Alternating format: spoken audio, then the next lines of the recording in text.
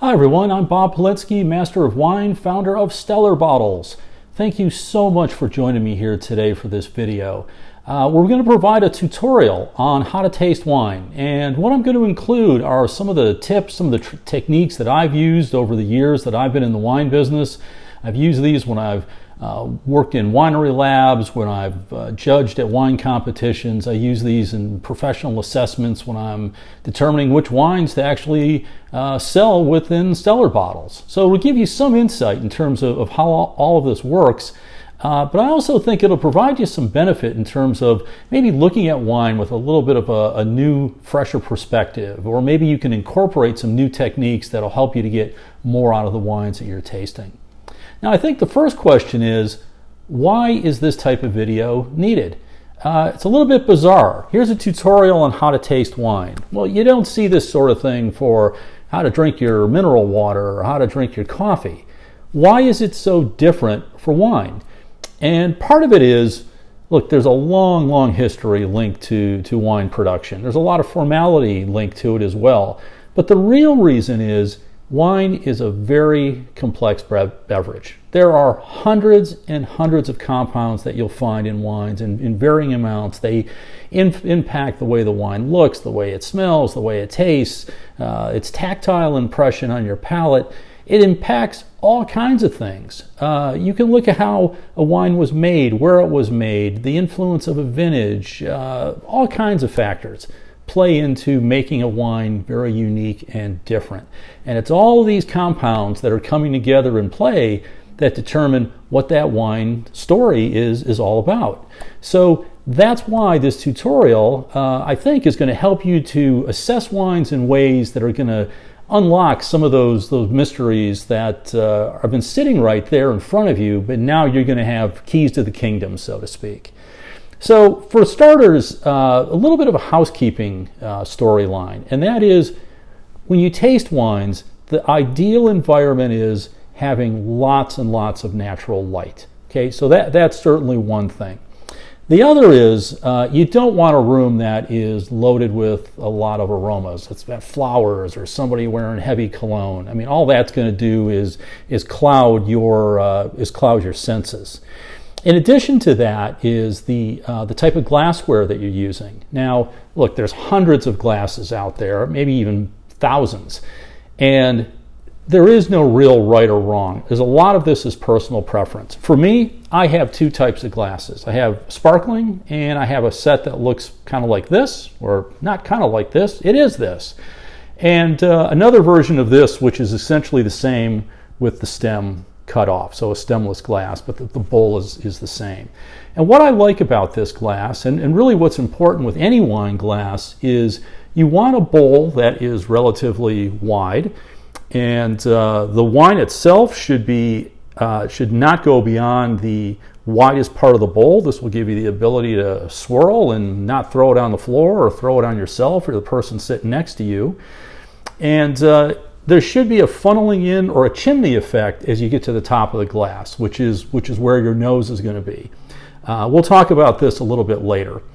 And the other piece that's very important is the background that you use to assess the wine itself. So you should have some sort of white background, whether it's a piece of paper, it could be a tablecloth, a white plate, it really doesn't matter. But having a white background is really important.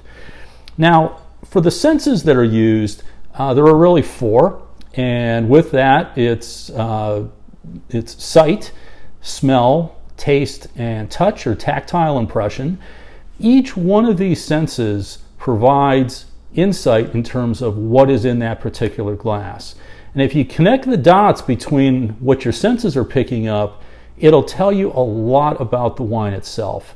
So for starters, for sight, I'm using the same glass, and in this case I have a Chianti Classico in the wine, or in the glass. This is 100% Sangiovese. And what I would do with this is, if you picture my hand as being a plate or some sort of white surface, hold the glass a couple inches above that white surface at about a 45-degree angle. As you look down into the core of the wine, or the deepest part of it, That'll give you some indication of the depth, the weight, the level of extract within that wine. And then you look at how the color changes as you progress to the rim of the glass. Now in this case, and this is fairly typical of Sangiovese, the rim of the glass has a little bit of almost an orangey tinge to it, which is quite common for Sangiovese. If this was if it were Barbera, for instance, it might have a little bit of a pinkish hue at the rim. If it was something like Alicante Bouschet or Petit Verdot or one of these grape varieties that just has a massive amount of extract, that color, that deep color would extend to the rim, and the rim could be almost opaque. So that's going to tell you a little bit about what the wine is made from. It also gives you some indication of the age of the wine. And generally speaking, and we're talking about red wines here today, but this would hold true for any wine. As the wine ages, it generally picks up a browning, and that browning is caused by oxidation. So think of oxidation as no different than if you had an apple, you cut it on the counter, you set it there overnight, you come back the next day and it's kind of brown, it's not as fresh. That's quite similar to what happens to wine. Now this wine is fairly youthful. It's 2015, so it's 4 years old. There's not a lot of fade, but Sangiovese is a relatively thin-skinned grape variety, and the color compounds are derived from the skins.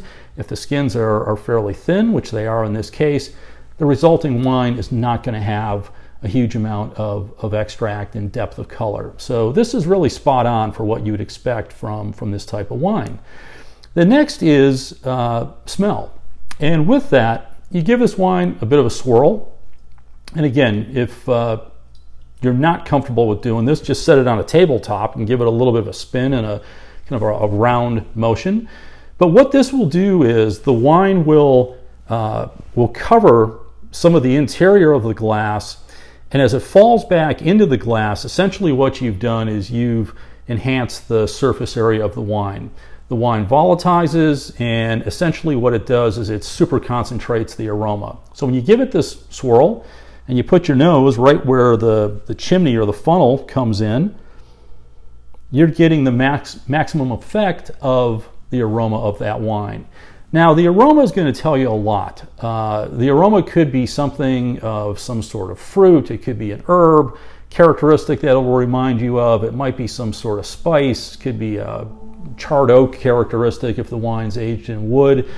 But the aroma is going to tell you a lot about the condition of the wine, and it's going to tell you a lot too about what you're going to expect when you actually taste it. Now the tasting piece is your next step, and with that, make sure you get a fairly good amount in your mouth.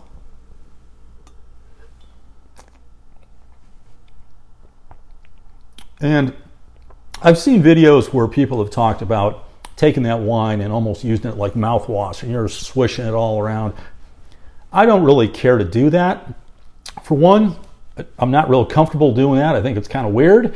But the other thing too is with red wines, if you do that, I think what you'll find is it actually magnifies the tannin level in the wine.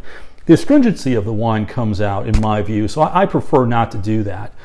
But it is a good thing to make sure that the wine covers a good part of your mouth, certainly your entire tongue. And as you taste the wine, draw a little bit of air in through your mouth.